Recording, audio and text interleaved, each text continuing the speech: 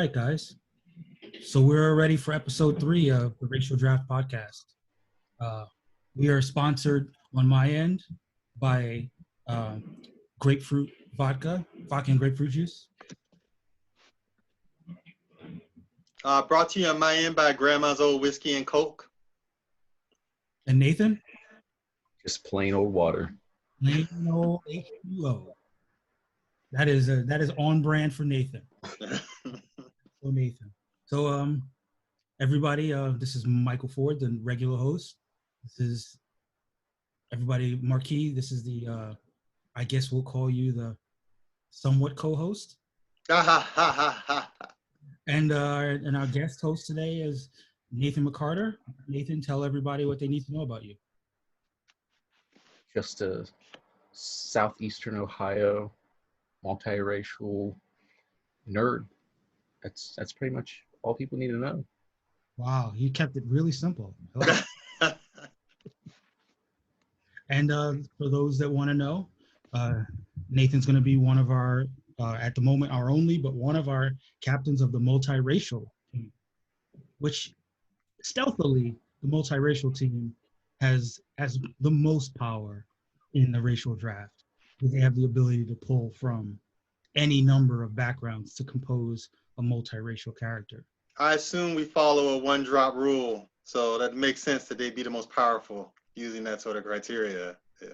I'm not rule counts in this regard. I think the one drop would favor people like us. No, the multiracial group just gets to, say this person is multiracial, and they get to determine what configuration of multiracial and what mixing of groups can go into the multiracial. I don't know if you feel comfortable, Nathan, disclosing what flavor of multiracial you are, but feel free. Oh yeah, I guess for America, I am the base level, half black, half white. Not too crazy here.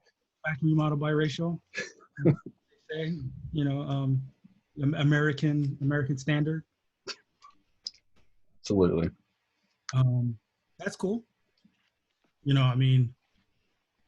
Just so you know, within the confines of your drafting cohort, you get people like Vin Diesel, The Rock, obviously. Some of our Tiger Woods is very strong representatives. Former number one pick and has fallen off in recent years. His draft stock has plummeted. Right, but as of right now, The Rock would be everybody's number one multiracial draft pick. So, well, also just to point out, also all black by Southern racial standards. Oh, with The Rock? For those of us from the South, all of these people are just black. Wow. So this draft is already confusing me. Well, the purpose. I ran into that issue as a freshman in college. A buddy of mine, he was asking about. I was like, "Yeah, I'm biracial," and then he was like, "No, you're just black." Right. I was like, "Oh, never thought." Where'd you go to college again, Nathan? A small university in southeastern Ohio called Shawnee State University. Okay, cool. No, for a second I thought you were gonna say that you went to school in like Florida or something. No. So yeah, it's a free flowing thing. We're just talking about like I gave you the spiel about the racial draft, and I haven't quite gotten your perspective on the concept of race bending kind of overall, and how you feel about it. So this is your opportunity to either make a friend or an enemy for life. So no pressure.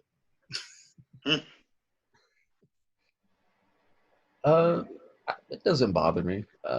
I think there are probably, certain characters just in my own head that I traditionally think of one way, but nothing I'm tied to, especially this as the more you think about it. I think whenever you hear about it initially and you're so tied to a character in a certain way, you might, clutch your pearls at first.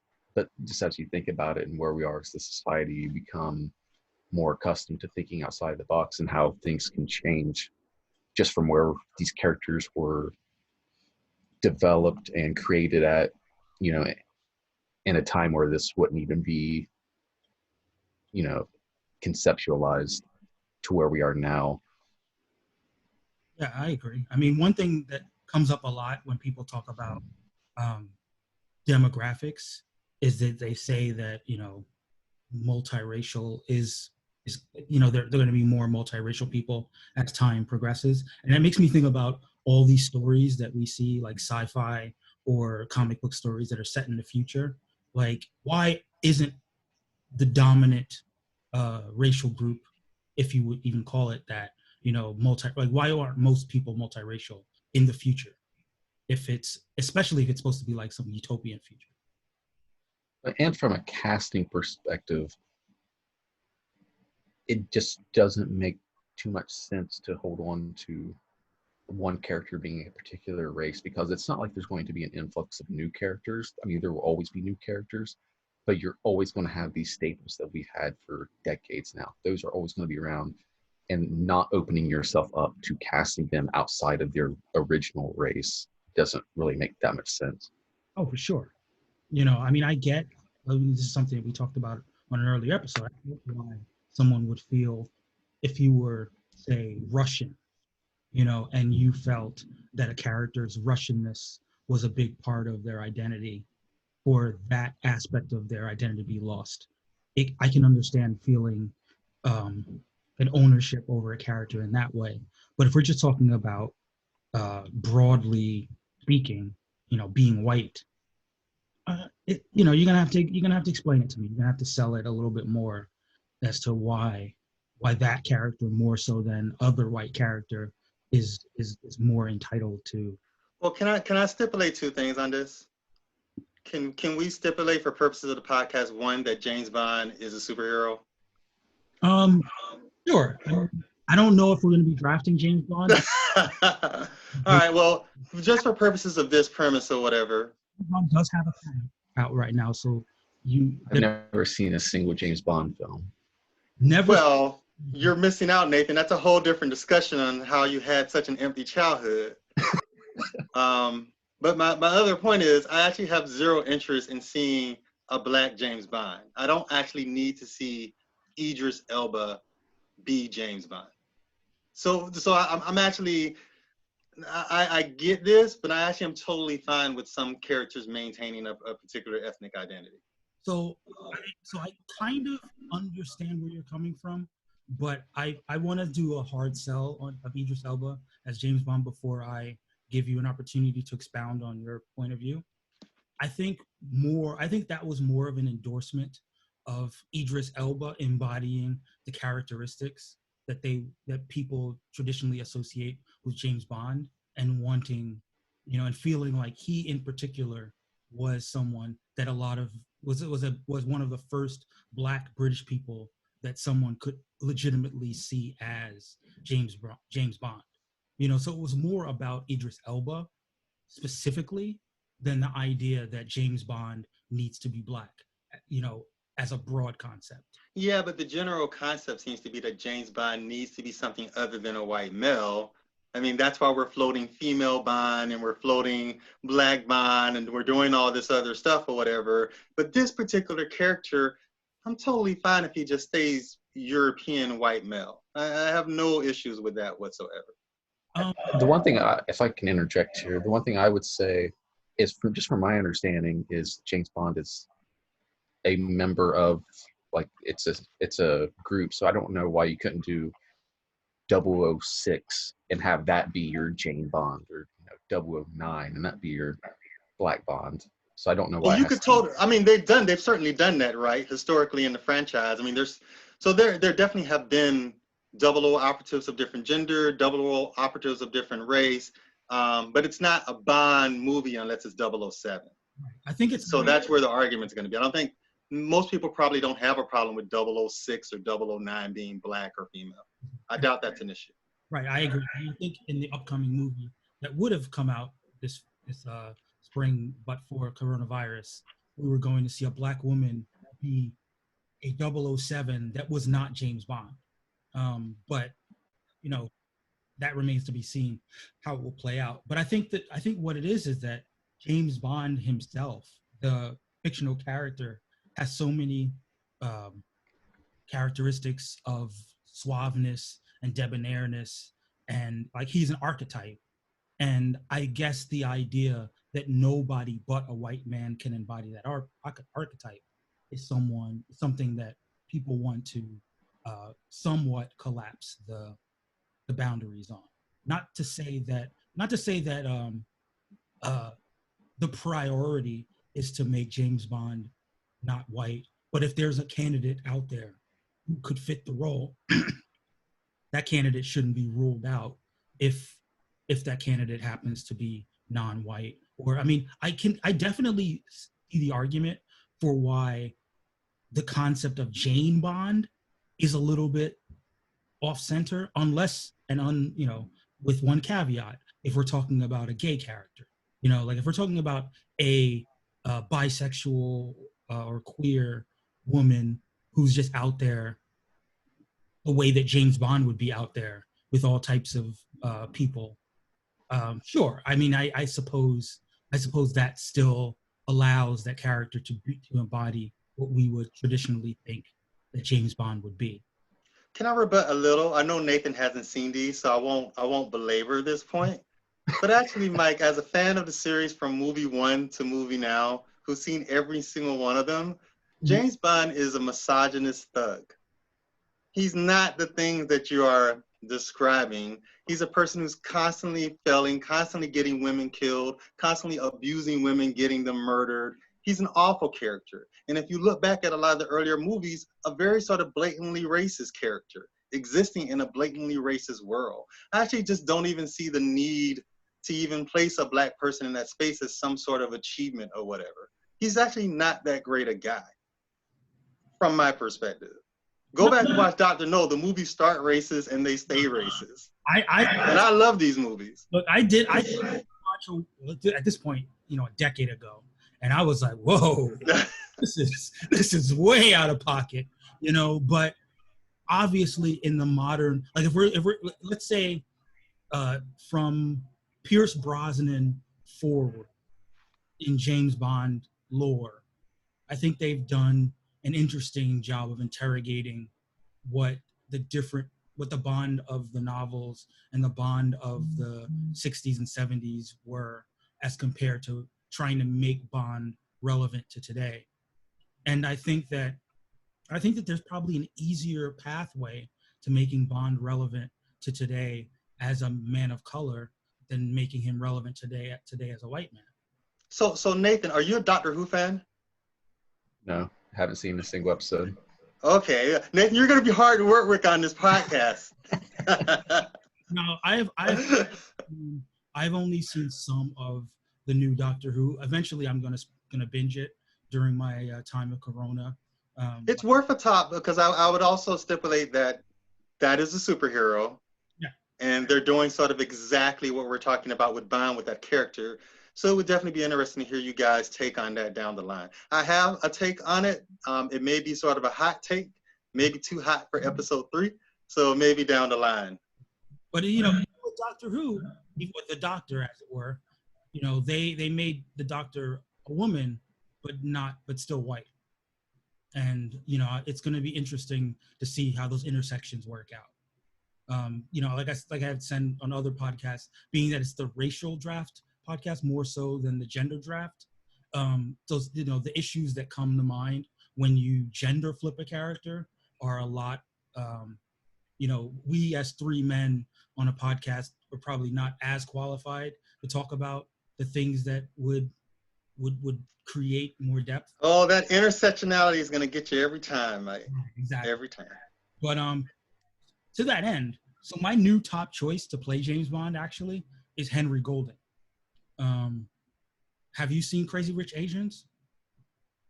Absolutely. I've seen it. I don't know who that guy is though.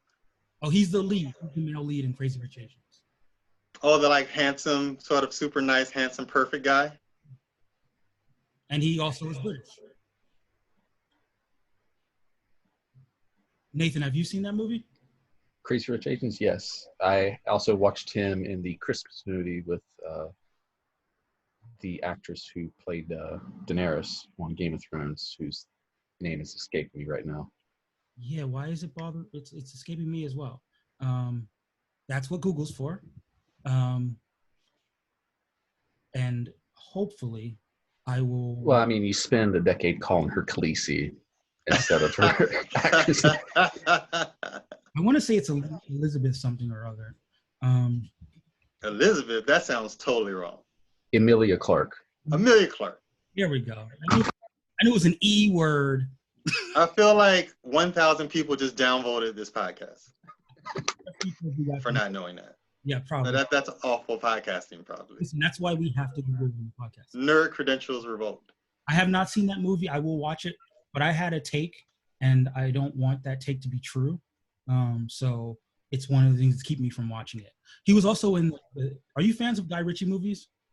Yeah, I've seen most of them. He was not fans of any recent ones. Well, not seen The Gentleman yet.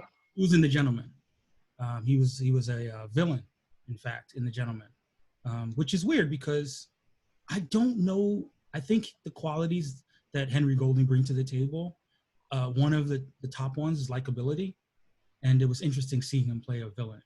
And I'm not 100% sold on whether he should play villains here on out. Yeah, I remember I really enjoyed Crazy Rich Asians. I'm not ashamed to admit I was bawling by the end of that movie. It was amazing. It hit all the right romantic comedy beats. I don't remember thinking he was the reason why I loved it. Well, I was crying, because I'm apparently that kind of sap. But I thought he hit the right beats for the kind of lead you want. But they were generic beats, right? It wasn't like a Daniel Craig Layer Cake performance where if you watch Layer Cake, you can be like, oh, that guy could be Bond. Right, but listen, have you seen Road to Perdition? I love Road to Perdition. Absolutely. Yeah, great movie. Road to Perdition. But the thing about what's being asked of someone playing Bond most of the time and what a really good actor is being asked to do, the Venn diagram doesn't overlap that much. So yeah, he was always overqualified for the position. I mean, we're seeing it in Knives Out. Like he's just doing things in that role that he never got to do as Bond. You saw Knives Out, right, Nathan? Yes. All right. All right. Consensus, right? Knives Out, great movie. Consensus. It was good. It was good. Nathan. Here for Nathan. I mean, Knives Out, it made my top 10 of last year. It snuck in there at number 8. Okay. It was in my top 10 as well. I don't think I've created a top 10. I'll have to get back to you guys. I highly suggest Letterboxd. Will do. And transitioning to Letterboxd. So we've all seen the Birds of Prey movie? Yes. No. Oh, I thought you would have seen it. So I don't live by a movie theater anymore, Mike. But it's on. I can buy it for $20 now, right? Exactly. I was hoping that you had seen it in the interim when it was made available for streaming. If it makes you feel better, I have no concerns about Birds of Prey spoilers. And I have seen some of the critiques of Birds of Prey. So there are a few things I'm aware of about it. Well, I was mainly bringing it up because it's relevant to the whole racial drafting aspect in the idea that the Black Canary is Black as far as how the movie portrays her. But I believe Journey Smollett is biracial. Don't quote me on that. I may have to look that up. Which, in terms of, this is one of the things that the drafting for the multiracial team, gives you a little bit of leeway, so to speak. That's right. Yeah. So Journey Smollett's father is Jewish and her mother is African American. So. Is she related to the infamous Jussie Smollett, or is this a different Smollett? No, they're brother and sister. Okay. Yeah, they're brother and sister. Okay. But I thought she did a great job. Unfortunately, she has dealt with a little bit of crap for not being what the comic book wants her to look like. Is this a skin tone issue, or is there something else going on here? It's a skin tone. I mean, that's the thing about these blonde characters. between blondes and redheads, I personally think it's an illustration thing, because it started from a perspective that these were going to be white women. You color these women with the bright yellow hair or the bright red hair, and before you know it, there are a ton of blondes and a ton of redheads in comic books. And then later, if they decide that they want to race bend these characters, one of the first things that happens is people are like, no, she needs to have brightly colored canary yellow hair. That's her. She's the black canary, and it's because her hair is canary yellow. And of course, someone could be like, "Well, she's also the black canary." But yeah, I mean, I thought she did a good job in her role. I thought the movie could have given her a little bit more to do, and I hope that she gets future roles. But I mean, that's an example of where you could potentially have an actress or a portrayal, even in the comics, where she is overtly multiracial and still have blonde hair to knock out at least that one aspect of the criticism. I guess part of what I'm wondering, Mike, and not to rebut my own argument about James Bond should stay European, Scottish, or whatever he is, but should we care about canon at all anymore? Like, looking at what's happened to Star Wars, like, really, this generation, these people who think that a comic should be the same thing that it was in 1972 or whatever, should we still care about that segment of internet society at all at this point?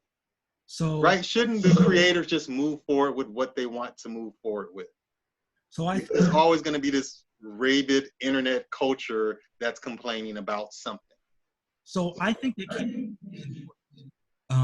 canon's important for the most part in terms of what has happened to those characters and what has made that character grow over time.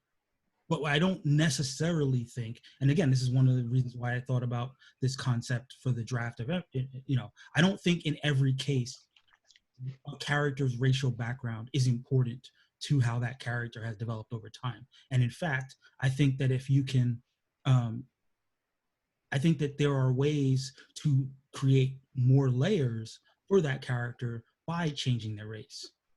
I think that,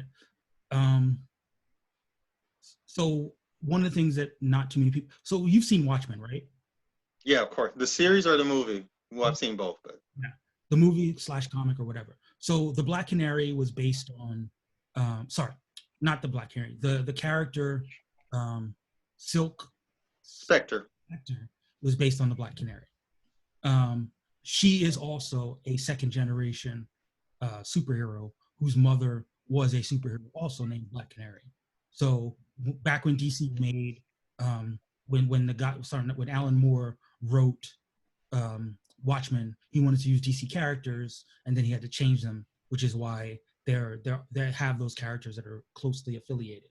So there's an argument for the original Black Canary being a white woman with blonde hair, and the Black Canary second character, because she's later in time and maybe a little bit rougher around the edges.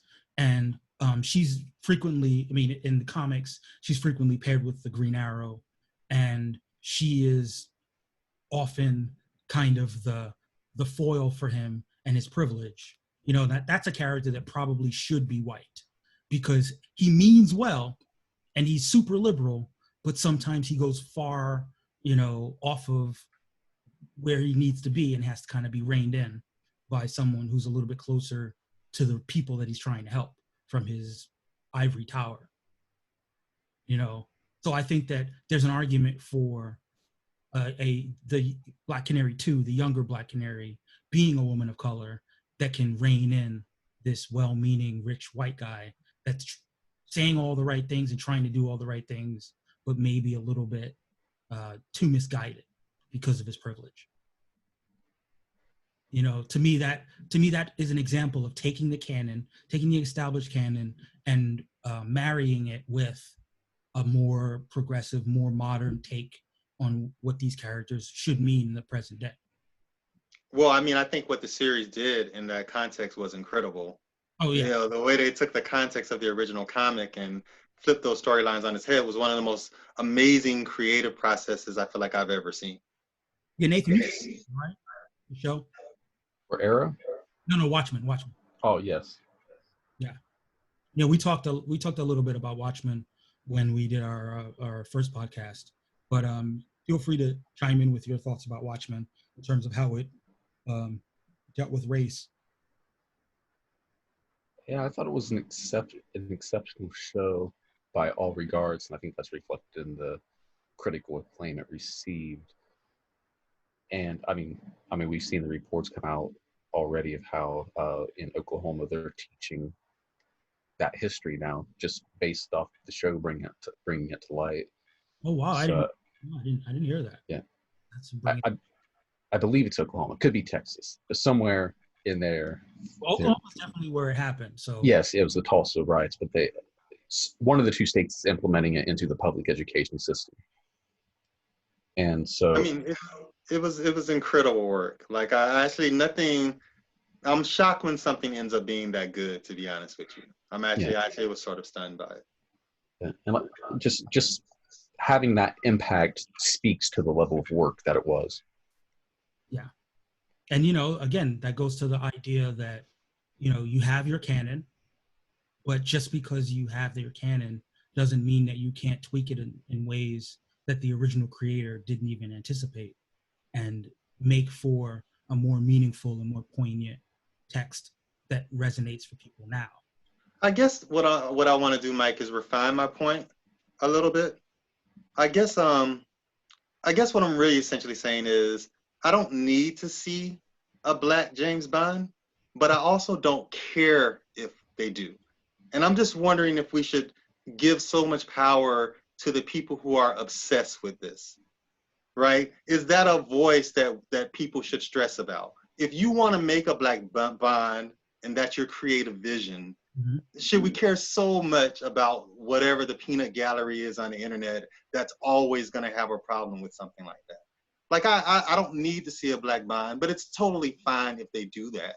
Yeah, well, my argument is always that if, like I said, if you have Idris Elba, who for a lot of people is, what was he, like the sexiest man alive for 2019 or what have you, like if you have someone who women would throw themselves at the way that someone would throw themselves at James Bond, then why not cast an actor who embodies that energy? I wouldn't cast a black guy just to say, hey, we found a black guy who's British, James Bond. What I was saying before, if you have someone in mind, especially when we're talking about casting, I think there's an argument for casting race agnostic in a lot of cases.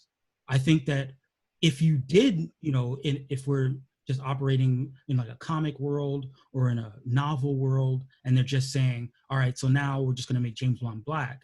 I think that there you have more of a storytelling responsibility to make it make sense and to make it, a more interesting story, because you're going to get a backlash. So if you know you're going to get a backlash, you have to rise to the occasion of that backlash. But again, I agree that, and sometimes it gets criticized under the rubric of changing race for changing race's sake. Um, I don't mind that people want to expand their horizons from a creative standpoint and an imagination standpoint. Like if there are British, like what's his name, John Boyega, right?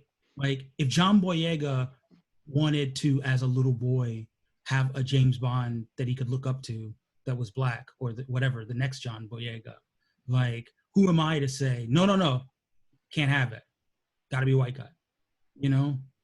I would just hope that when they find someone who's not a white guy who can be James Bond, he embodies the qualities that people who like James Bond would want. Because I think if they choose that opportunity to decide, now this is when we really shit on Bond. This is when we really break him down and talk about how he's like a terrible human being, then I would imagine that a lot of Black people would be like, oh, now's the time. Like now is when we critique James Bond. Yeah, he's a truly shit human being, dude. He's an awful person who's just left a trail of bodies across 50 years of cinema. It's crazy stuff. He really has. I mean, he has. I agree with that. But I think there are some characters where, and I think I don't know if you heard the last podcast. You probably didn't. So the Hawkeye character in Marvel, right? So the guy Sean who was on the last episode was like, he's white, and he was like, yeah, I gotta get Hawkeye to be white because nobody fucks up as much as Hawkeye fucks up, and still has people on his side. You know, like he has to be a white guy to get that many opportunities to fail. And I was like, yeah, you make a good point. Like, you know, I think that when you have that kind of critique of a character, there's definitely a way that you could make James Bond be forever more a white guy, but then you may have to really explain how rooted his character is in, be it misogyny, be it in imperialism, be it in ethnocentrism. If you're going to critique the character from that perspective, then it's okay to sort of plant your flag in James Bond as emblematic white man of the British Empire. But if what you want to tell is a story about how the UK and England is moving forward in the 21st century, then if you're trying to make James Bond into a sympathetic figure, then there's no reason that the sympathetic James Bond that you're trying to evolve him into in 21st century has to be a white man. And there's a strong argument for him not being a white man in that respect.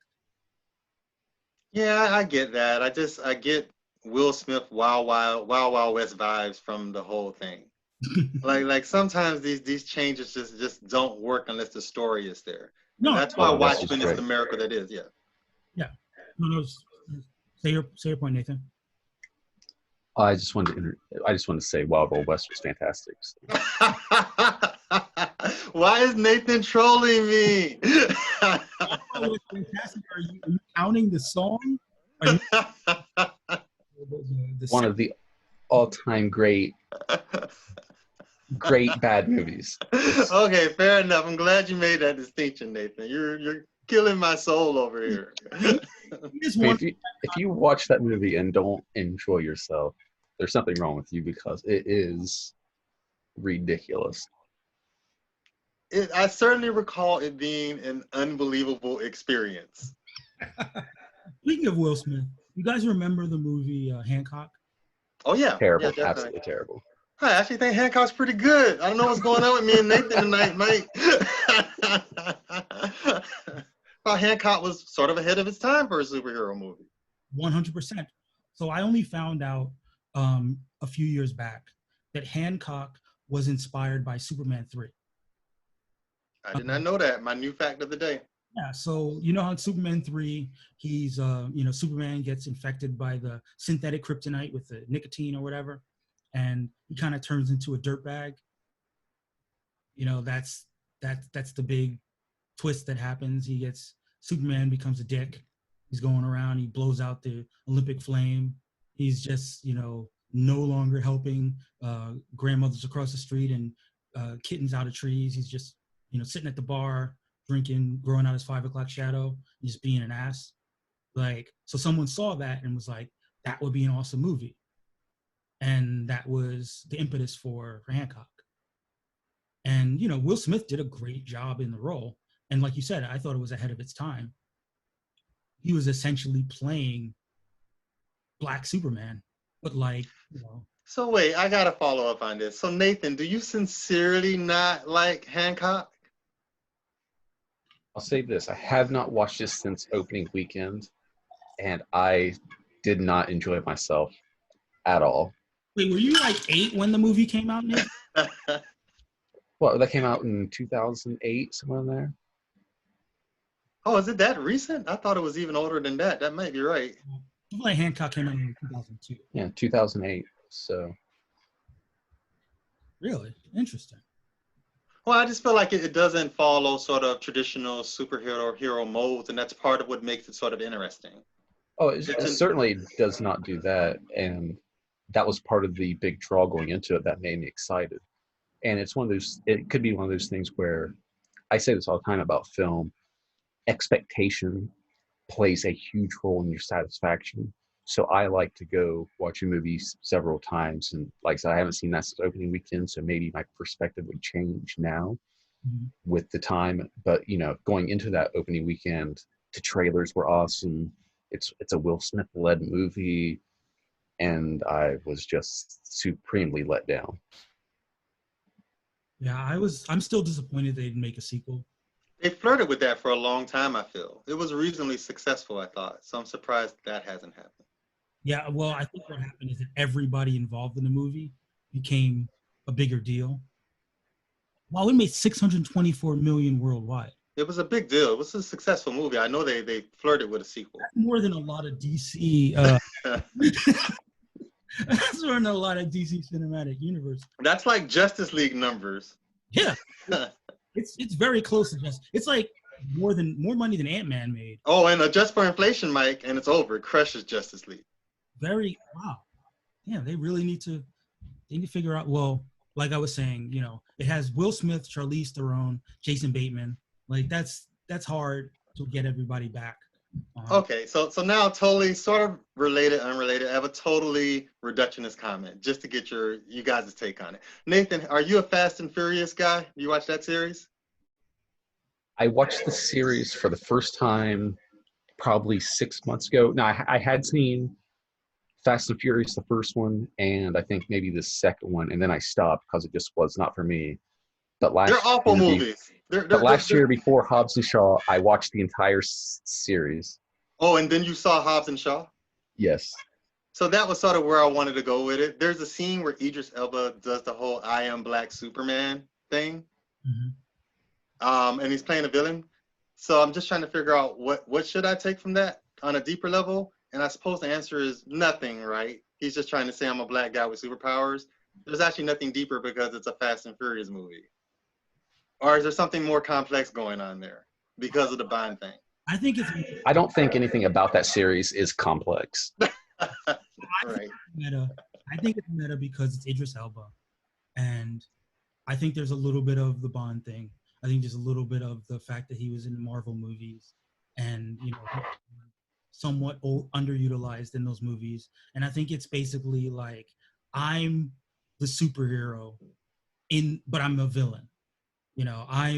I'm the guy who has legit superpowers in this universe where for years we joked about how it was guys in cars with superpowers, but I'm the superhero.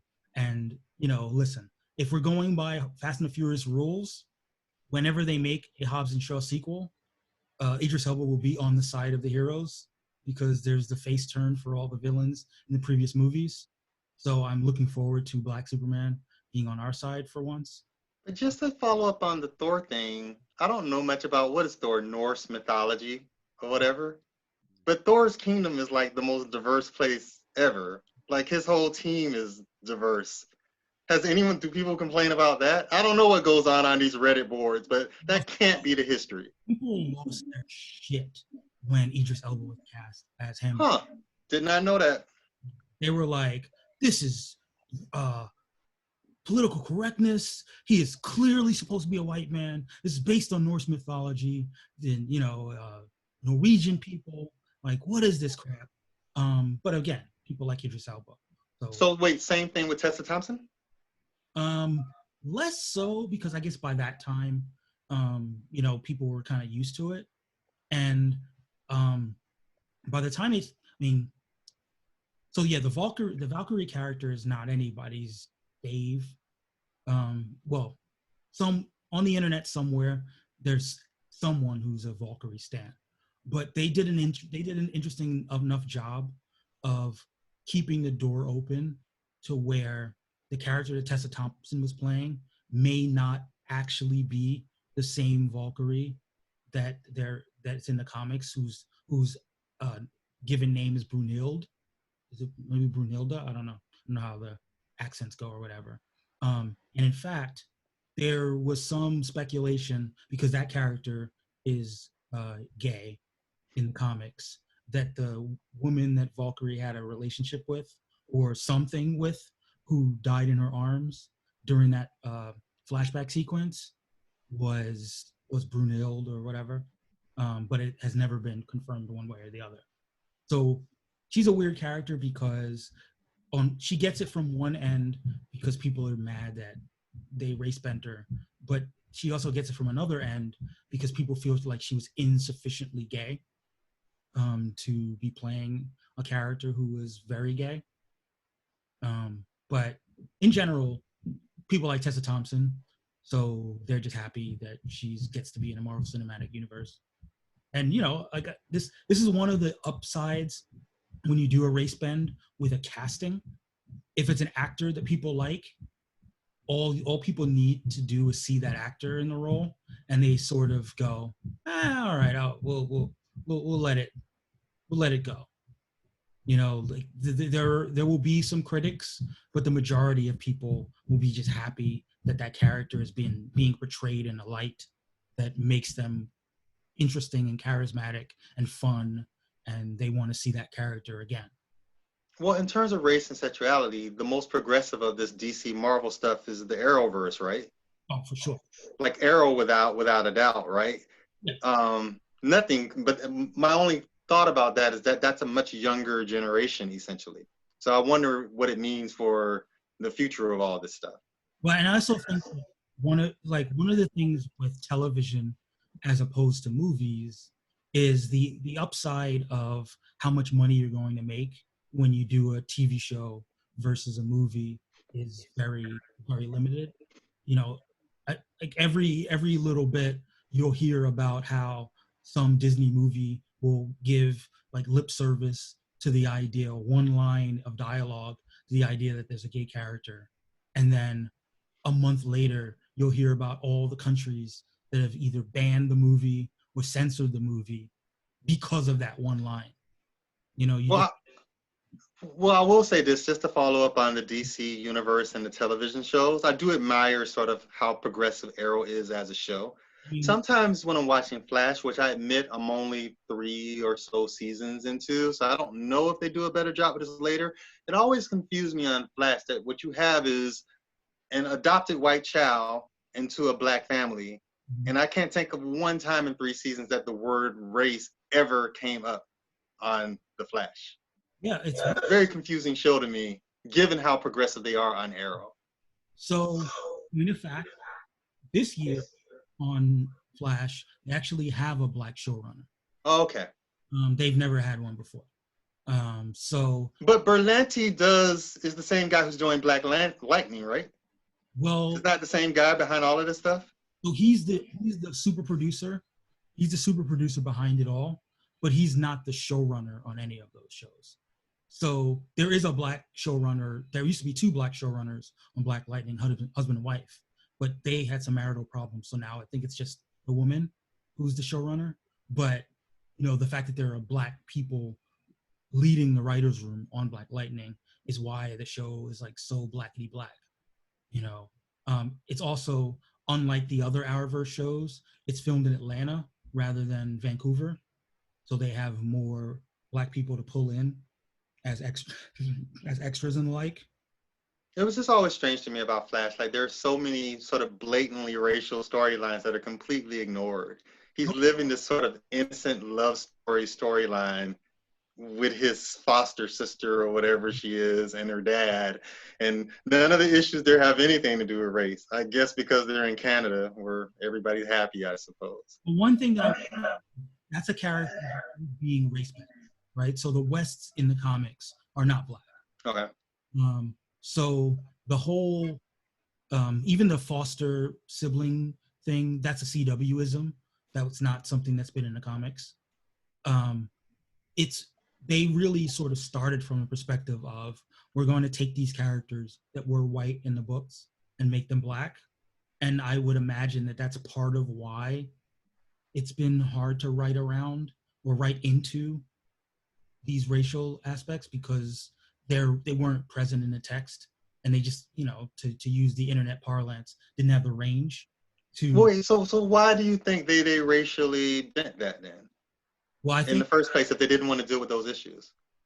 I think that they wanted the CW level diversity of saying, like, we have this multiracial cast. I think Jesse L. Martin is an incredible actor. Oh yeah, of course. Right. So love that dude.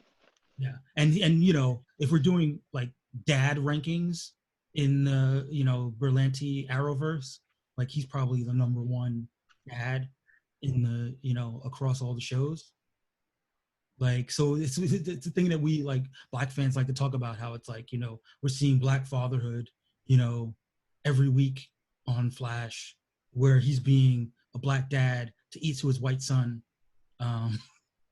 Like, so even though it's not being even though race isn't being presented in an overt way, the fact that you're having this Black man be the father to, I guess at this point, two children. I mean, three children. Right. I mean, but and also Wally West. There was a whole thing with Wally West in the comics where for a long time he was a white guy with red hair. Then when DC did their recent reboot in the early 2000s, they reimagined him as a biracial Wally West. But then a few years later, they undid that and they said, actually, there are two Wally Wests. One is Black and one is the old Wally West from, DC does weird stuff with alternate universes.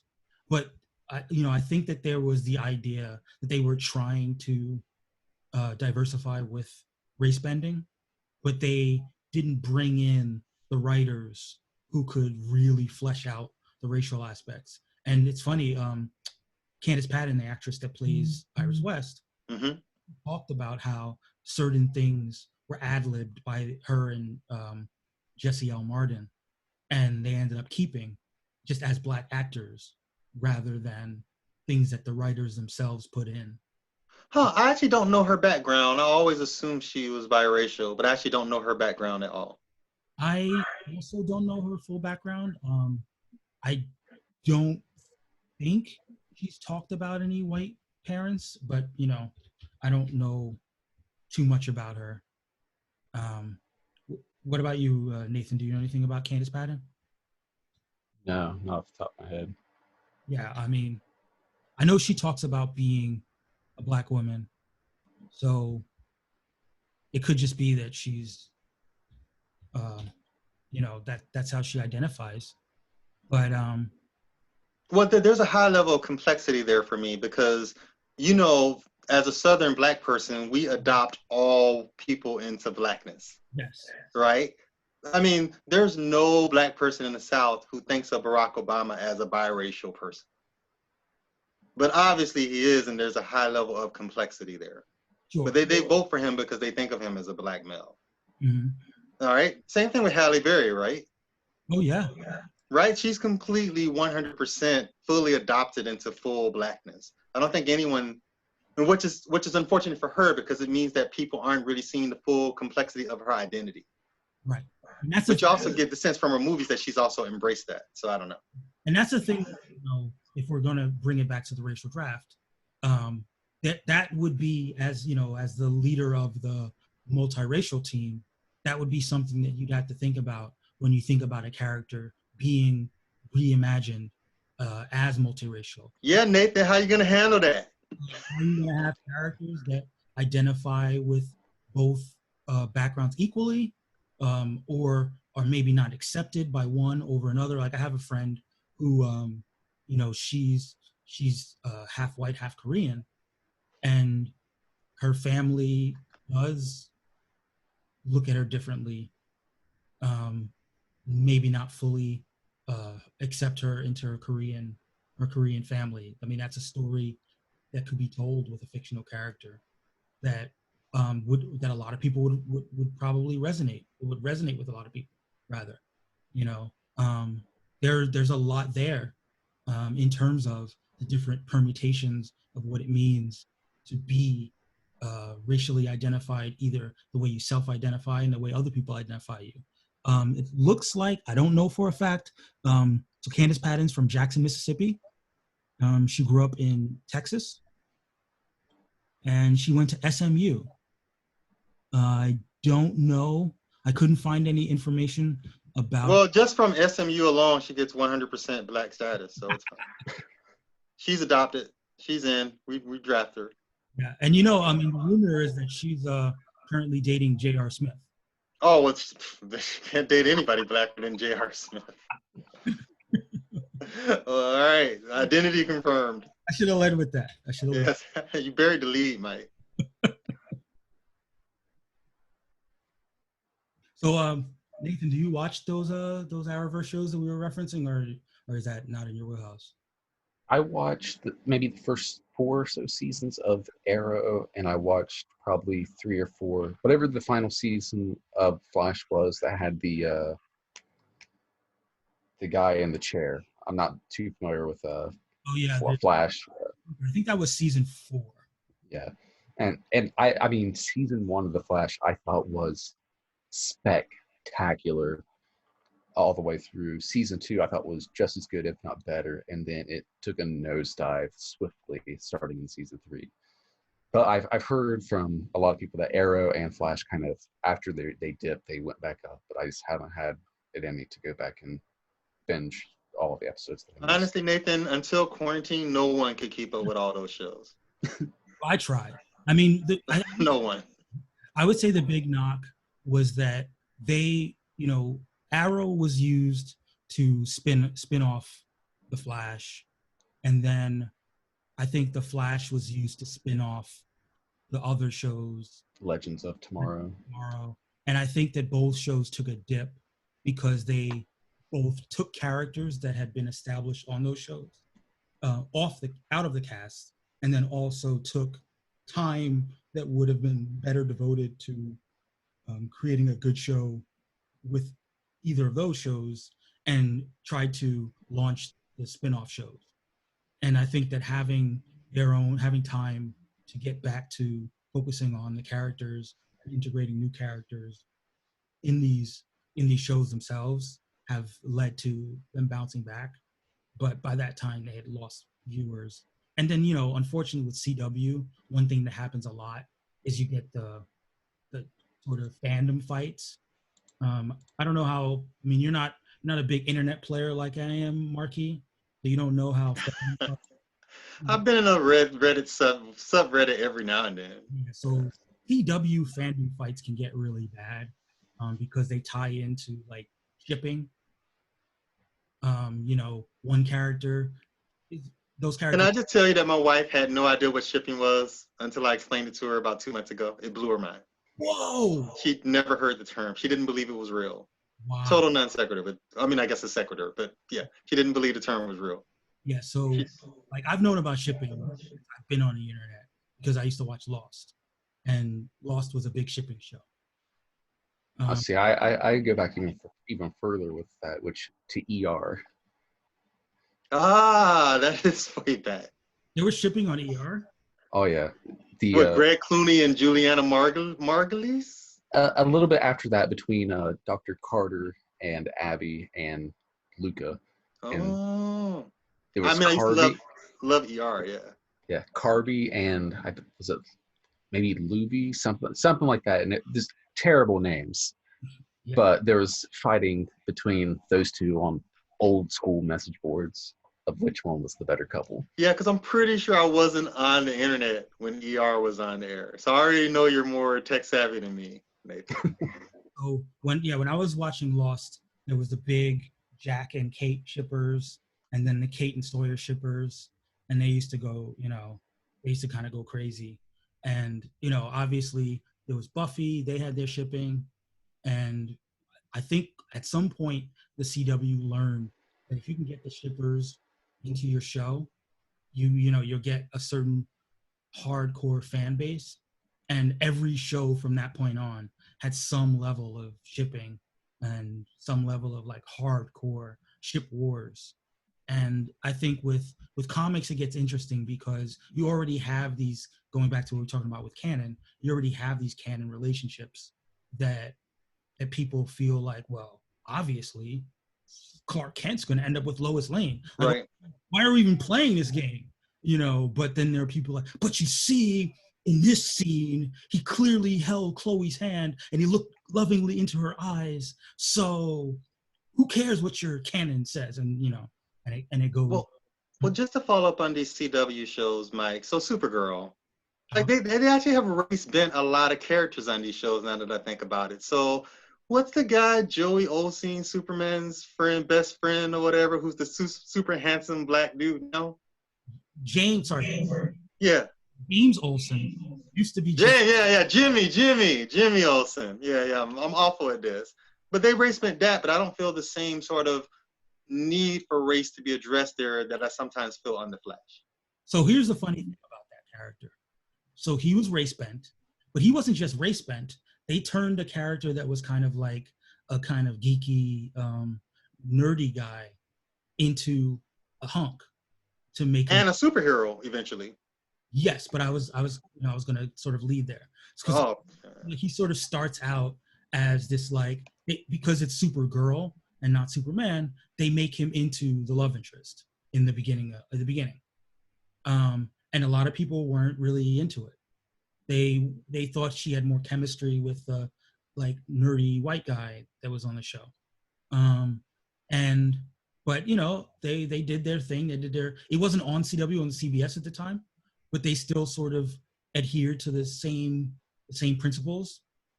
But when the show moved to CW, they brought in a new character who, in fact, Melissa Benoist has actually married in real life to be her love interest. And over time, that James/Jimmy character started getting kind of further and further pushed away from the main storylines. That's when they gave him that superhero persona to kind of give him something to do. And, you know, as it happens, he's now moved on and is no longer on the show. Oh, spoiler alert. Oh, yeah. I gotta do more research before I come on the show. Like, that's probably gonna happen a lot on this podcast. But what I'm saying, that's an example of where, you know, there are people still who feel like he got a raw deal with respect to the shipping, because there were people who didn't feel comfortable with their blonde-haired heroine having a black man as her love interest. Okay, well, let me say this. Back to Flash a little bit, as long as we're talking about all the weird things that go on with Flash. And I know, since I don't know what Nathan's opinion on this is, but so Barry, what's the name of Candace's character on the Flash? He's basically, huh? Right. So he's in love with his foster sister. Am I the only person who thinks that those two people have the least amount of chemistry of any two people I've ever seen on any show ever? Like, there were lots of things I love about the Flash. I never found anything believable about them having an attraction to each other at all. You know, I'm not good at this, honestly, when it comes to chemistry, because some people say that they have, so in general, like people will point to a couple that they do ship, and they'll find a scene or they'll find a clip where it looks like it works, and then the people who are anti the ship will find a scene and find a clip where it's not super sexually charged, or no, I can fix this for you, Mike. There are 0 scenes where there is any chemistry between those two people. Certainly not on a romantic level. I felt Disagree. You would, Nathan. scenes where it works, and maybe it's because Candace Patton is so hot that, you know, that bridges the gap for me. But I don't know, it works. It's been working for me. All right, I'm outvoted here 2-1, I think. But it's funny. Yeah, I would just say I don't think it's over the top, like, you know, they're on the screen together and you gravitate towards them. But for me, it works, and it's believable, especially some of the season 2, season 3, like kind of more emotional stories, and that kind of speaks to her acting ability. Yeah. And the nurturing of what he was going through in those seasons I think was led it to be more believable that they had a connection. I always thought, Nathan, that he had more chemistry with who is the cute scientist girl in their office. Wow, that's crazy. I always thought that they had more chemistry, and I thought that's where it was going initially, because I never read the comics, so I didn't know anything about it. So there is a fandom. There is a ship. I'm shipping that. It's already exists. The ship has existed since the first season. It's called Snowberry. Oh, well, there, of course. What else would it be called? Yeah, because her name is Caitlin Snow. And I've never seen it, honestly. That chemistry, I just sort of see her as fitting the mold of the kind of character that CW generally has. What's weird, because I feel like, and Nathan might remember some of this, there were scenes in the first season where it felt like they were sort of setting that up, and then it's like they just dropped it. Well, they went a totally different direction with that character. It felt like they were trying to set up a love triangle. And short of, like I remember there was this one episode where they did like karaoke. And yeah, that's the one I was thinking about. Yes, that's the one. Perfect chemistry. Right. They do karaoke. She gets drunk. He takes her home. He's a perfect gentleman. Like, and she says something like, like he uses super speed to like get her dressed for bed. And she jokes about like, did you cop a peek or whatever, right? And because she's trashed out of her mind, right? And we're meant to be like, this guy's a perfect gentleman. He didn't take advantage of her when she was kind of compromised or whatever. And people to this day are still convinced that they should have a thing. Even though she's had other love interests, even though Barry's married actually right now to Iris, but there are people who that's like I used to follow a YouTuber. This is me copping to it on a podcast, and I'm gonna probably never live it down. This person was a hardcore shipper of those people, and she would find like 10 seconds per episode on her YouTube channel and just like loop those 10 seconds of like Caitlin looking at Barry and be like, there it is, it's right. Get Fox News it. And I found it no spin zone. I found it so perversely entertaining that I had to subscribe to her YouTube channel just to see her like clinging to the little inkling of whatever it could be to like make there be a romance, to the point where there was an episode where, spoiler alert, I don't know if this happened when you were watching the show, like she becomes a villain. Killer. Oh yeah. No, I'm definitely up to all of that. Yeah. So they're fighting each other. And they're like fighting and grappling, and she's like, "I see it right there. When they're fighting, that's a love fight." So it's funny though, because there have been. I mean, I stay away from that part of Twitter, but there have been some hardcore fights between the people who ship that ship and the people who ship the canon ship of Iris and Barry. And a lot of it is Black women who feel like this is a Black woman, a Black lead, who is the love interest, who the character is doting on and wants to devote his life to and spend his life to. And here it is, this Becky, that has. Honestly, Mike, just to rebut that's not so much my issue with it. I feel like Black women in general are people who come from a sort of more racialized perspective. The issue isn't so much that it's an interracial relationship, it's that it's an interracial relationship existing in the vacuum of a show that is not addressing the fact that race matters in this universe. Okay. And that becomes the most annoying thing for people, I think, when they're looking at this. So he's in love, there's this Becky, and like people can use that and say that's where the real chemistry is. But I think for some people it's just sort of like, how are these two people existing like this and these other issues that don't matter in this universe at all? I guess these aren't issues in this universe. It takes away from sort of some of the believability of everything that's happening. And that's probably because we're bringing extra things to the show from the society we live in that aren't necessarily there on the screen. And those things sort of affect the way we view the relationship. Yeah, and that's I guess where I'm at it. Maybe I'm bringing some extra baggage to this relationship, so I'm not really feeling it because they're not addressing race head on. And I sort of prefer it when it is, No, I because think, I can't imagine in America you're not addressing that.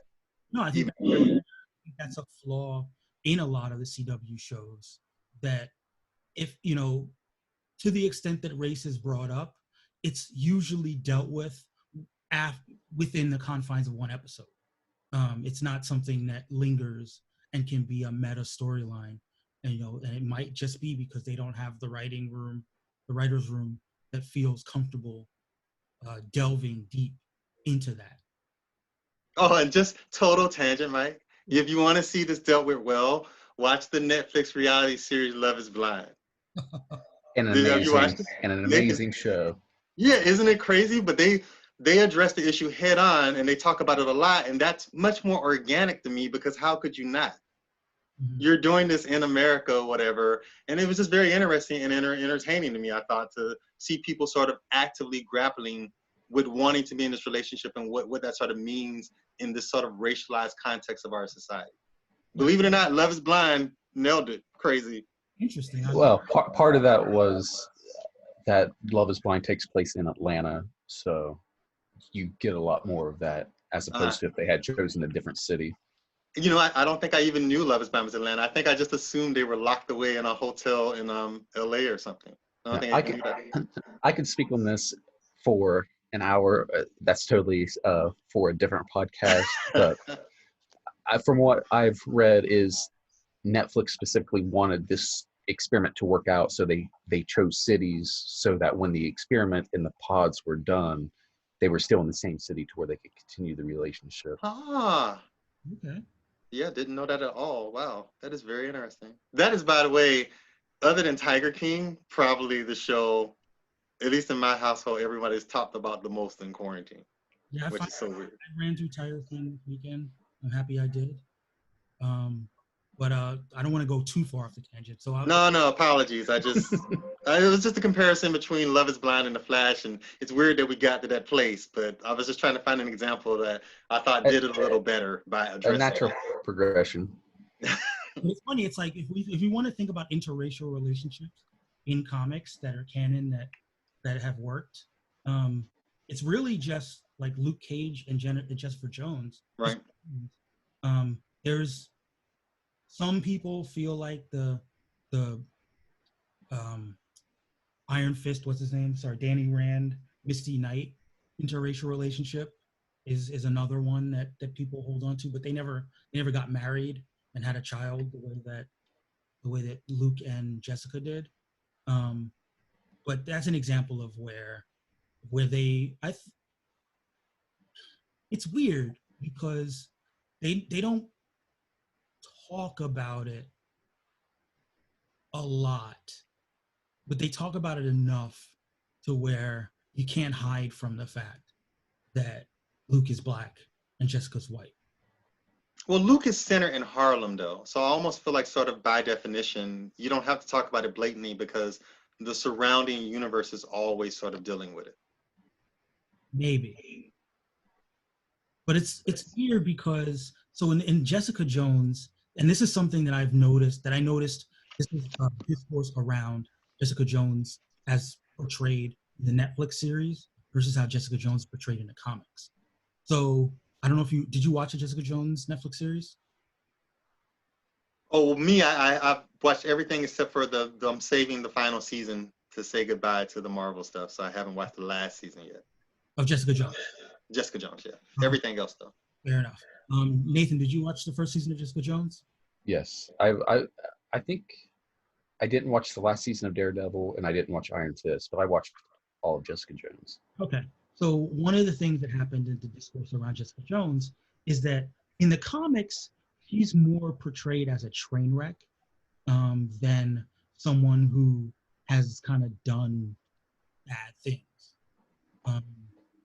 A lot of people felt like because in the Jessica Jones Netflix show, she kills Luke Cage's wife, she's kind of ruined as a love interest for Luke Cage.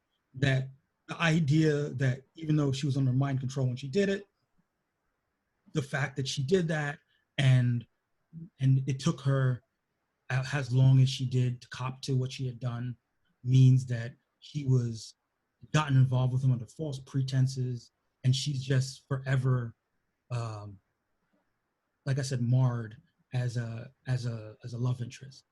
And it was interesting to see the discourse, and knowing that this is something that, if we're sticking to canon, was trying to be built up slowly over time, their love story, to have people who were just firmly on the stance of no way, no how, I don't care what the canon is. Jessica Jones should not be getting with Luke Cage. And then, of course, you had Rosario as an actress whose character is kind of like not a big deal in the comics, and their romance. People were just like, yes, he is not going to dump Rosario Dawson, Jessica Jones. I will not stand for that. Wait, is the Rosario Dawson character racially bent? I don't know anything about that character from the comic. So the character is racially bent, but the character is not really well, no, let me think about that.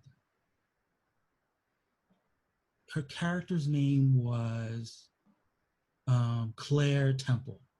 I believe Claire Temple is not. I believe Claire Temple was black.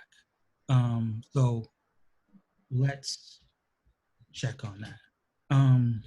But the character of Claire Temple was a Luke Cage love interest, but was not a long lasting one. Let me make sure. But I mean, yeah. So Claire Temple was black. Never. So I don't know if we count that as race bending or not. Being that. Well, it depends on your perspective, right? I think a lot of people adopt Rosario as black. Yeah. But yeah, she was, by the time Luke Cage's story interacted with,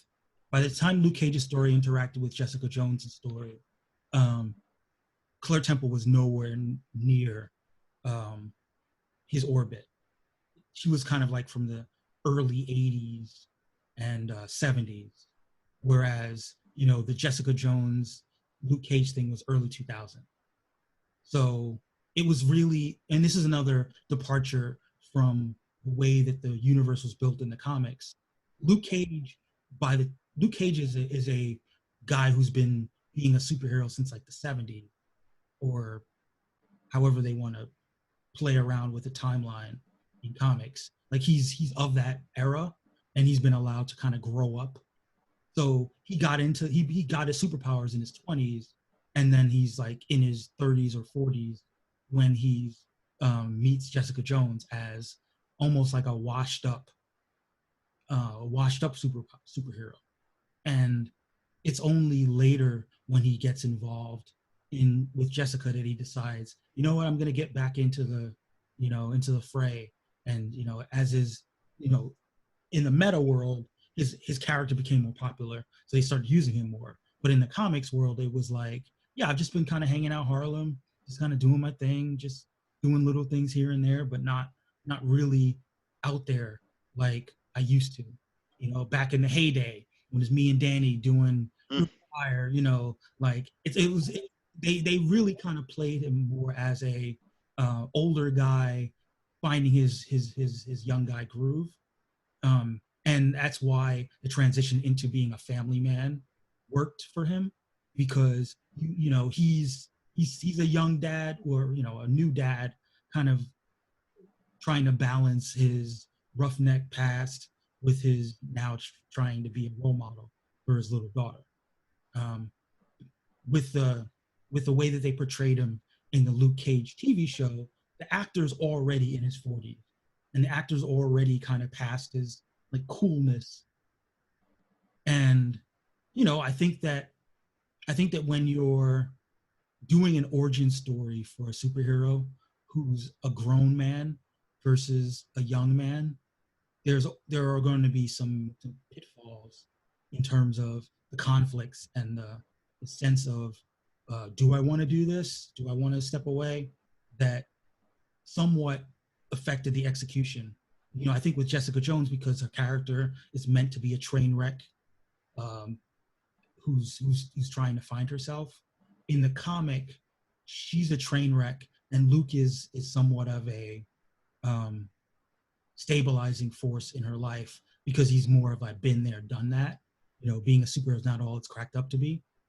And as he once, so they have a, spoiler alert for the comics, they have a one night stand, and she gets pregnant over the course of the one night stand. And when she tells him that she got pregnant, instead of him being like, well, what are you gonna do about that? Right. Like, instead of him being like, how she assumed like a guy when she had a one night stand would act. Instead, he's like, no, actually, I mean, I think you're an awesome woman. Maybe we should try to like date for real and raise this child together. And it's positioned as, it's timed with her finding her sense of worth and her desire to, like put all the crap that happened to her behind her. Man, too bad we didn't get Luke Cage season 3. I'm sure this is where all that was going. I'm sure they were gonna dive right into that plot line. I mean, maybe not. Yeah. But because again, because this happened under the radar in the comics, there wasn't the same level of backlash that there sometimes can be when we're talking about a TV show. There were no think pieces back then about what it means for Luke Cage to rescue a down on her luck white woman, from her life of squalor or whatever you want to call it. I think that there would probably be think pieces now if the storyline was played out today. Well, it's just that I don't think we want to live in a universe where things have to only be about race or only not be about race. Right. And so if we're in this universe where, well, Black Lightning and Luke Cage, well, they're sort of about race so they can be about it, it makes a lot of the other scenarios where people are interacting in a way that should be racialized but not discussing it, it makes those relationships less organic. And you just want sort of the discussions about race to be a natural outgrowth of the universe that they're existing in. Yeah. But I think that a lot of comic creators, because they themselves are not, are white guys, for lack of a better term, they just want to write their superhero stories, and they want to get to the fun part. And I get that. I mean, it's kind of like the Flash. Like, you want to get to the part where the Flash is using the superpowers and throwing lightning bolts and fighting a giant gorilla. Like, you don't. No giant gorilla episodes. Those are the worst episodes of the Flash. That intelligent gorilla. Those are awful. Oh wow! I hate those episodes. Gorilla Garage. Yeah, I hate that character. Wow. Those are almost unwatchable to me. Those are the worst episodes of Flash. There's like some sort of smart 8. That's awful. Trash. Dumpster fire like 2020. Awful. Well, direct your hate mail. Eden at gmail.com. Hot take. Hot take. But I think that's what it is. I think that a lot of times the writers want to just kind of touch on it, but they still want to have their superhero stuff. And I think that in a live action situation where you have actors that want to act, whether it's on a movie or in a Netflix series, they're perfectly okay with doing a deep dive into a character and giving them more weight. But when it's a writer who wants to, they'll have a couple dramatic panels, and then 3 pages later, laser beams are flying out of people's eyes, and Luke Cage's shirt is getting ripped, and he's throwing a truck at somebody, and it's, it can be glossed over. Yeah, Watchmen has sort of convinced me that basically anything can be done if you have a mindset that you want to do it. Oh, for sure. You just have to be trying, basically, and want to achieve that, I feel. But I do wonder if, like, I think we're all in the mindset that we don't mind overthinking things. We don't mind doing a deep dive and having a discussion about what the ramifications of these characters are and the implications and what's not being fully explored. But I think that there's also a segment that just wants the escapism, and they want to turn their brain off to a limited extent. So a show like Watchmen might be too much for them.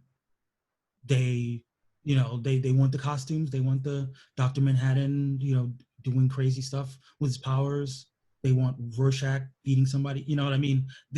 And I'm trying to separate those people from the people who are just racist, and they don't want their uh, ethnocentric worldview shattered. There are just people who just want escapism. I guess I don't understand how you can both be a fan of Watchmen, the original comic, and say that all I want is escapism and I don't want to have to think about anything. When that's all the comic was about. No, I think specifically that's a tough corner to be on, in terms. But I think when we're talking about something like Superman, for instance, like if we have like a Clark Kent that's Latino, and now we're taking this immigrant metaphor of a stranger in a strange land who is adopted into this land and rises up and becomes this role model for people. I think that there are some people who would be like, yes, I would love, a Latino Superman, who can speak to me in a way that traditional Superman never did. And then you have other people who are like, oh man, now I got to think about the world we live in. I just want to live in this fictionalized metropolis world where none of that's important. And for the most part, the people who think that way are white, but there are non-white people who also just want to, be in a non-racialized world and just have to worry about the superpowers. I mean, Mike, there are people who think Black Panther is too much about race. And I'm just like, okay. I mean, sure. Yeah, like, is it even worth responding to? Well, I mean, it's really not. It's like, okay, glad to hear that. I mean, I get that. Enjoy Shazam, I guess. I don't know. Funny though, is like, I had this whole thing about Shazam. So you've heard of the character Black Adam, right? Oh yeah, the one The Rock is doing. Yes. So for years, the Rock wanted to play Black Adam, and Black Adam is very related to Shazam. Their powers come from the same source. And for years, I was saying, well, The Rock should play Shazam though. Like who wouldn't want to like turn into The Rock when they say like a magic word? Like, he could still play Black Adam if he wants, but Shazam is where the money is because he's a superhero. Like The Rock is a real life superhero. And all you would need to do is put The Rock in a costume and say, hey, this little kid says the magic word and he turns into The Rock. Like that's money, like for everybody. Shazam did okay in the box office. They greenlit a sequel, I think. I think it did well enough. Yeah, but I mean, it could have of the before Birds of Prey, it was the lowest grossing of the DC movies. But it was also coming off some bad DC movies, right? So it actually was a part of the rebuilding process more than anything else. Maybe. It was almost like a Batman Begins to The Dark Knight, I feel. Maybe. For DC. And I do think that the enthusiasm for that movie wasn't, and like you said, it could have just been the bad movies. But I think that if you would have had a Shazam where The Rock was playing the lead role of Shazam, I think they would have been able to overcome that. I think that Zachary Levi, he did an okay job. He did a fine job, actually. But he doesn't have... The villain was lame in that movie. I thought the villain was a little weak. Yeah. But I mean, overall, I thought the movie was solid. I thought it was well written, well performed. But I think that it had that second tier quality about it. And when you have a second tier quality about it, people might not show up to the level that they would. And I think that, have we talked about this before? Like the story of the Shazam / Captain Marvel character. I definitely know the history, a little bit of the history behind all that. So. And, I think that one of the things that holds that character back is that he's not quite distinguished enough from Superman. So he somewhat feels redundant in the overall scope of things. It's like, why have Shazam when you have Superman already?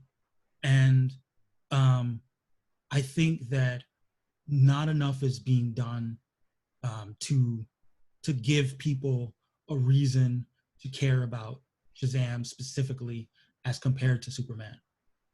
All right, so backtrack, just to go back to The Rock, as someone who doesn't know a lot about the original comics, is this character called Black Adam because he's a black guy? No. I have no idea. No, because he's actually Middle Eastern. He's like, Okay. Yeah, I've never read this comic. he's from like ancient Egyptian analog type place, whatever. I think it's just black, like in a like black meaning evil deal. Where it's just it's just like he's a guy who was in the same way that little Billy Batson was given the Shazam powers. He also was given the Shazam powers, but he was given it in a world where there were pharaohs and his people. But I thought The Rock was obsessed with playing this character, and I always assumed that had something to do with the racial identity of the character. Why is The Rock obsessed with playing an evil Middle Eastern supervillain? Well, the thing is not evil. It's a weird thing. So he's more of an anti-hero, I guess, because he kills, but he's somewhat justified in that sense of, look, I just want to keep my people safe. I just want to get revenge on my people's enemies. You know, you might want to use your Shazam powers for all this like little kid goody stuff, but look, I've had to deal with my people being attacked and my people being, oppressed and enslaved, and now that they've got me, they don't have to worry about that shit anymore. So he's a more complicated character, and for DC, they don't have a lot of those kind of I would say that the closest analog to Black Adam in Marvel is someone like Namor, who is a little bit of a dick and can sometimes be a villain, but somewhat sympathetic motives. He's just willing to do horrible things to keep his people safe. But that is a racially bent character, Black Adam, essentially. It's not him playing a black character. It's a black person. It's a biracial person playing a Middle Eastern person. Right. So that's a bend. Right. It is a bend. So I'm sure he using his the Rock racial ambiguity thing, kind of like you remember when he played the Mummy? Wow, is that like the Scorpion King? Scorpion King, sorry. Man, you went way back, mate. But that's the same kind of thing. Like The Rock was like, you don't know what my race is, so I can play an ancient Egyptian. I think that it's the same kind of deal where he feels like, because a lot of people around the world don't really know what his background is, he can play a brown person, and he's just playing a brown person. Well, they do now. They saw Hobbs and Shaw. It's like his coming out party.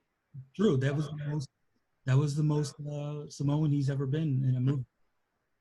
He still hasn't been fully black in a movie yet. We're waiting for that part. Maybe he never will. Actually, you know what? Now that I mention it, there was a rumor a few years back that he wanted to play John Henry. Huh. Well, I could see that, actually. I mean, physically, definitely. Oh, yeah, physically, definitely. But wouldn't you know it? He got criticized for it because, he's The Rock and not, Right. Right. Got it. Check. He's never been that black. Right. He's never been a slave. Right. But so that again, Nathan, to bring you back in on discussion, you've been really quiet. That does sometimes end up being one of the pitfalls of being a multiracial actor playing a character that's one race. And I think it's more recent that people kind of look at what your true background is and they say that they're not authentic to the character that you're playing. It's funny, like you mentioned Halle Berry. Halle Berry's biracial, but I can't remember the last time Halle Berry's played a character that was canonically, like, as conceived by the screenwriters, biracial. I mean, she generally plays black women. Yeah, she's embraced that, right? Like, I just feel like I don't get the sense that she has a problem with being identified as Black. Right. Nathan, are you still with us? Yeah. Okay. Nathan is just he's just taking in. Everybody just dropping knowledge tonight. You know, sometimes you just sipping on your drink, you just ease back. You know, it's like that in the cast. You know. That's true. But yeah, so let's bring it into the specific drafting style. Do you like? So I talked about this on the other podcast, where there's definitely an approach that is a little bit more aggressive if you're going to be doing racial drafting, where you kind of like, so I don't know if I had mentioned this before, Marky. So the guy Sean, who I had last week, he runs a website called the Fantasy Comics League, Mm-hmm. and they have a thing that they do from week to week where they score the characters based on what they do from week to week in the comics. So if they use their powers, they get points. If they show up in a comic that's not their own, they get points. If they defeat a bunch of people, they get points. So clearly there are characters that are going to get more exposure, that are going to be showing up in more books, separate and apart from how they're drafted. These are characters that are just generally more exposed. So there's an argument that you can apply like a fantasy football style strategy to drafting, where you can draft people that are going to score a lot of points for you. And at that point, you're not drafting just based on aesthetics. You're drafting based on just pure bang for your buck. And that's an approach. It's one of the strategies that you could use as a drafter. Another strategy that you can use, particularly if you're the white team, is you could draft defensively, where you could draft characters that are already white to sort of keep them white, or you can draft characters that are not white to flip them.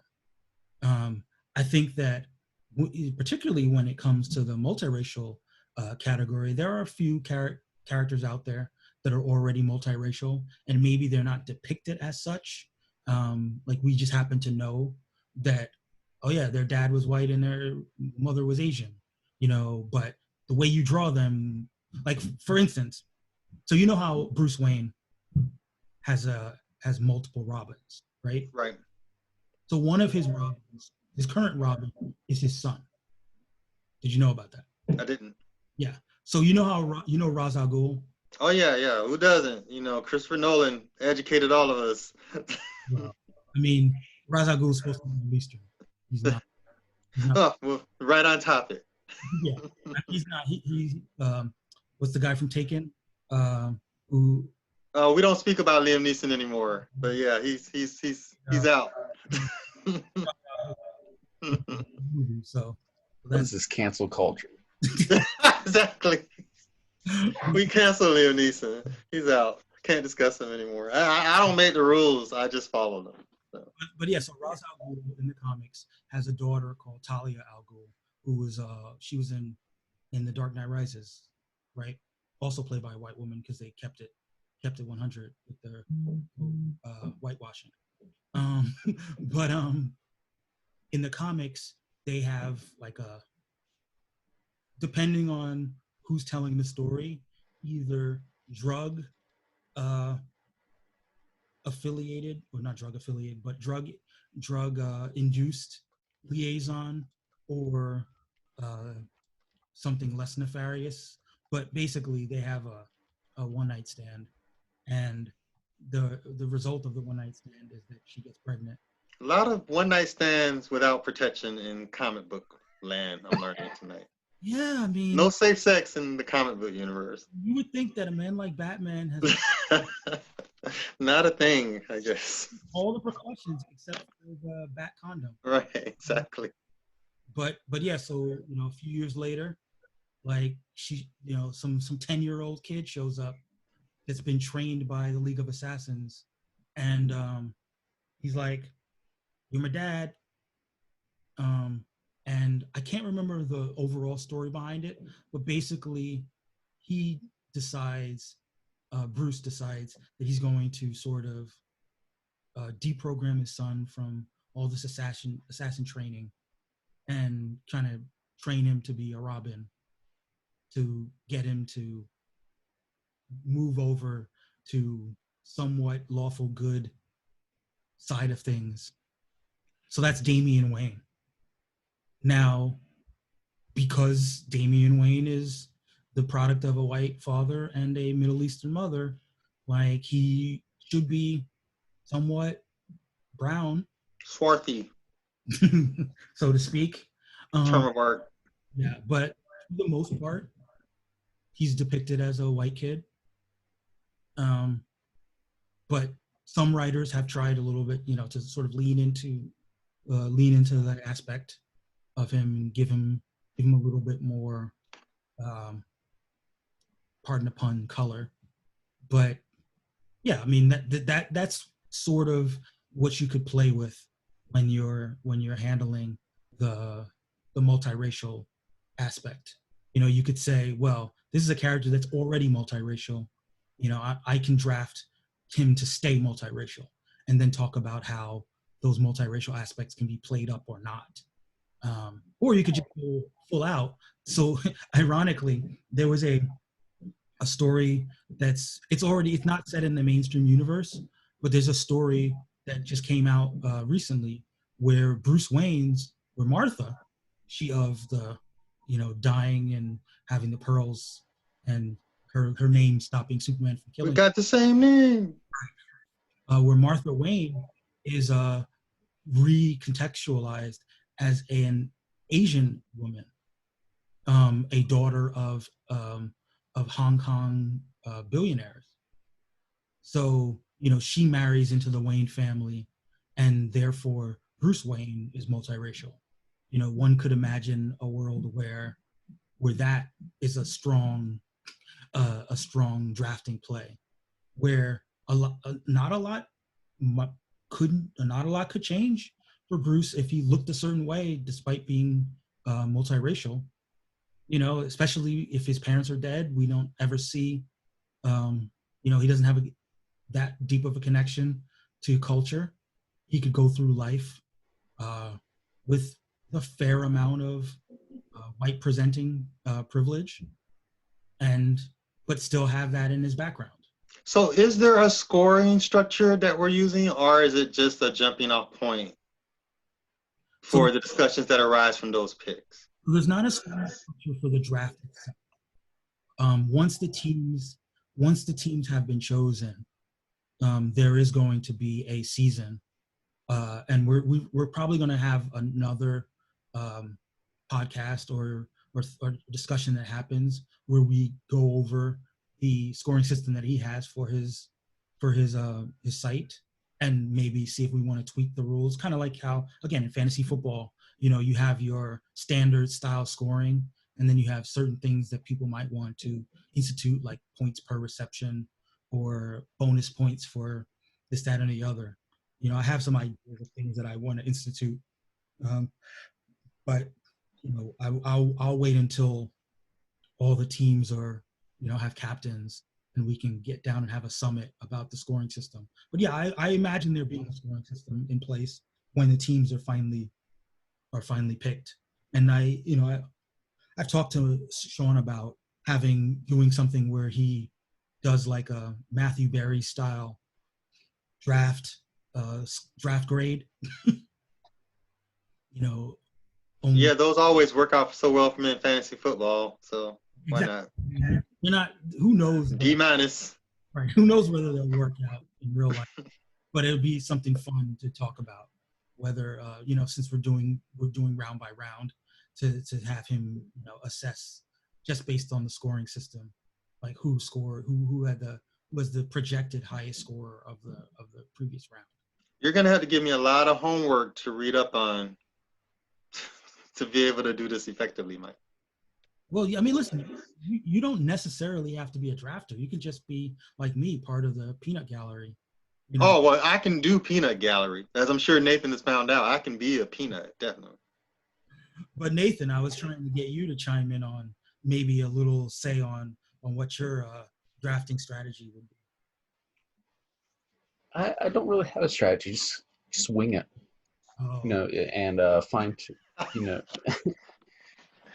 go through and basically my drafting strategy, no matter what draft it is, if it's fantasy, whatever, is react to what's going on and who else is drafting. Like, let's just say I'm position 6. mhm. I'll see what the trends are because I might identify somebody who I can pick up in a later round. Okay. I got it. I got it. So it's very much, in the moment to evaluate and see where things are going. Now, the interesting thing being the multiracial representative is drafting someone without necessarily picking their race, what part of races they're going to be, and doing that later because, as you know, I mean, just the rounds, it's tough to, you know, being a representative for just the black delegation, you automatically know everybody that you're drafting is going to be black. For the multiracial draft, it's tough to really do that except for in the moment. Okay. So And I would have thought that you would have had some people scouted out, in your mind. Like one idea that I had, and feel free to this, is Blade. Blade could be biracial. Like he could be black and Asian. Like he generally uses a lot of martial arts. Who knows? Maybe he spent some years training and picking up all these martial arts techniques because Oh wait, I didn't know this was ascriptive. What do you mean? Well, I thought it was you had to be born Asian, not just like you sort of choose it because you train a lot. No. What I'm saying is that part of why Blade could have chosen that aesthetic is that he could have it in his background. Oh, so his background is unknown, you're saying? Well, I'm not. Yeah. In the comics, he's just black. Okay. In the comics, he's a black guy whose mother got bitten by a vampire, and then his mother dies, and he's just triepsed around the world, and he's mentored by a black guy actually, who teaches him all the ways of killing vampires. But what I'm saying is a scriptive race where you sort of just choose yourself because you like the characteristics. You just turn Blade into like that Rachel Dolezal chick, essentially. If he doesn't actually know his parentage, essentially, but he does like this likes martial arts, so he can be multiracial. That's the same sort of thing, right? Like, oh, I like curly hair or something. No. But I'm saying the opposite of that. I'm saying that we know that there are characteristics that people think of with Blade that that he, even though he has like a certain kind of black aesthetic in terms of how he dresses and his coolness, but he also has a lot of martial arts and Asian aesthetics, and it's never really been explained as to why he has those aesthetics. But I guess my question is, if his known parentage is black, are you saying he could be drafted multiracially? Yes. The power of the racial draft is that you can decide that Blade, when you snap your fingers, like for instance, Blade could just be drafted on the Asian side, and you snap your fingers, and Blade is. Wait, can I draft Blade white? As if you were on the white team, you theoretically could. I'm just these rules are gonna take some explaining for me. You were like the white team is on the spot. Like they could go full offensive, they could go full heel, and they could just take all of our like high powered people of color and draft. Black Panther could. Yeah, they could have White Panther finally. This is gonna be very stressful.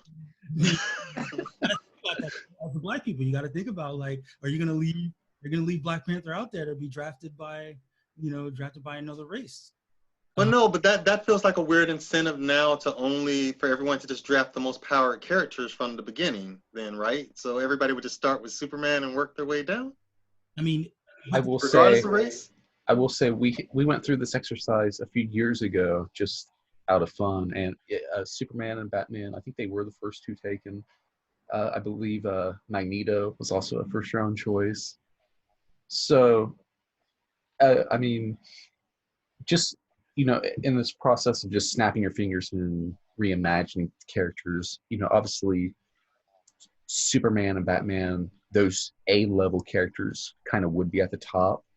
But for me, and I'm sure some of the other people who will be drafting, there's also a chance to look at some of the more interesting characters and reimagine them early, even though maybe you can draft them in the later rounds, but snag them early so they're on your team.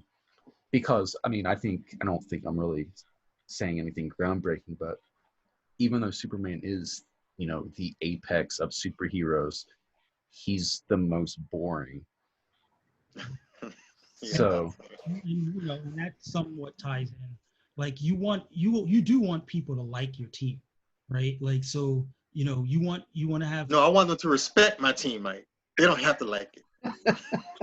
like Superman doesn't he doesn't pop up in that many books, in part because he's like Nathan said, he's kind of boring. Like a character like Deadpool, it pops up everywhere. And I don't really know what would change about Deadpool if he was a different race. So he's up for grabs.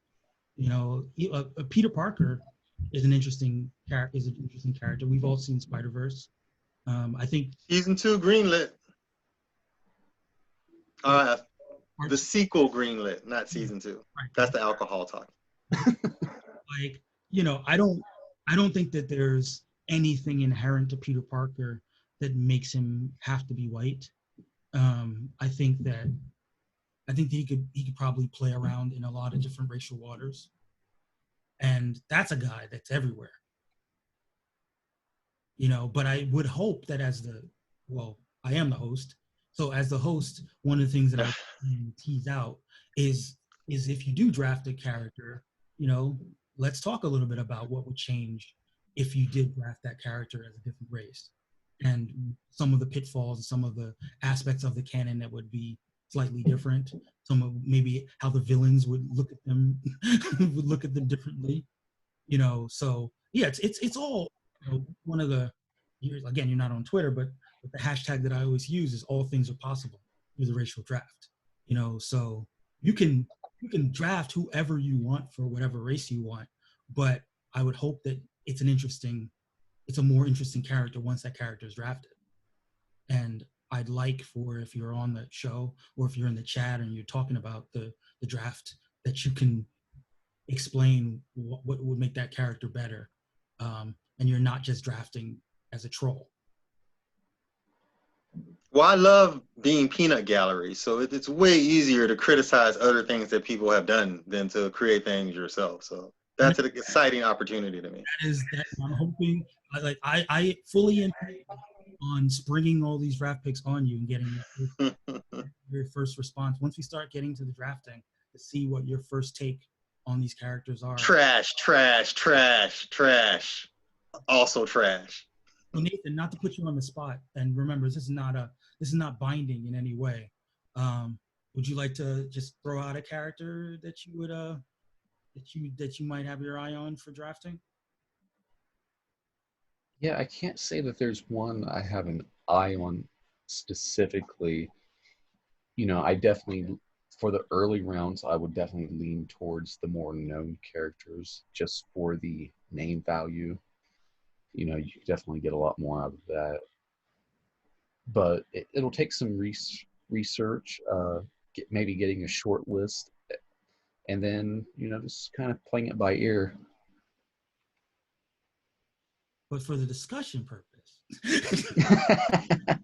So Marky, when I had Marky on a couple weeks ago, he threw out Wolverine because he said, he's already an angry guy, and making He's descriptively black. like making Wolverine an angry black man. Not that much of a leap. As well as a short black man. I feel like it's right there for the taking. It's so it'd be the same, that it'd be something in that realm. just to give us something to sort of play around with. Well, I mean, should it happen, and I were to draft Captain America, Ooh, I can't say exactly the split, but one half just for my own personal, I don't know if I would say amusement, but just, kind of sticking it to the man.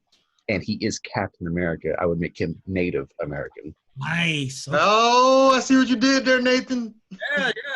That is okay. I like it. I like it. Yeah. He would probably still have. He'd still have to have like the main Captain American origin.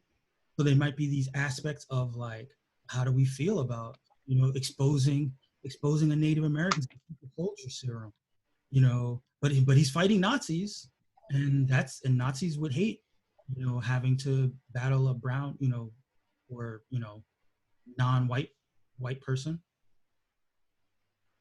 I got it. Like I had imagined actually Bucky as a Native American. That was a thing that and in fact, when I talked to Sean about it last week, he mentioned that there's certain symbology to the winter. You know how Bucky becomes the Winter Soldier, and winter has deeper meaning in First Nation circles as far as like phases of a person's life. So the idea of a Native American Bucky becoming a Winter Soldier, uh, you know, in addition to the aesthetics of it, could there might be some stuff there in the stories, and if we're being honest in terms of how like since Captain America was such a propaganda figure in the early days, like having the white Captain America and then having his sidekick be Native American does seem like the kind of thing that our America would do. For drafting purposes, and like I said, with him being half Native American, you also look at some of the stories that have been told, just in the MCU, how they've transformed, and Captain America breaks away from the U.S. government. Sure. I mean, that would look, he would have even more incentive to do that, and would open up new storytelling, as far as like after you get past the Nazis and such. When you bring it to modern day, I think there's a lot of story opportunities there with how he would protect and defend the rights of indigenous people. That is a really good point. I certainly love the idea of recontextualizing that character as a Native American. Well, I just think yeah. Remember, this is the multiracial team. So, and I think that there is also an aspect of that where, because if he was multiracial and if he was part white, he would probably be able to pass, and that would give him additional layers, because in the 40s where he's passing, he's probably privy to all types of different racism where they think that he's just the white guy. And then, when he comes out of the ice and he sees how things have changed in society, he might feel a greater responsibility to be out there with his identity in a way that he wasn't in the 1930s and 40s. I dig it. It's kind of cool. It's what we're about here, right? Like it just makes sense to me, because one of my concerns has always been race in America, especially being a Black person from the South, is this sort of bipolar perspective. Everything is black and white, but it's not quite like that. There's a lot of race in the mix that is way, way deeper and more complex than just Black people and white people. Right. So. And I think that's Marky, you're good at bringing it in full circle and bringing it home.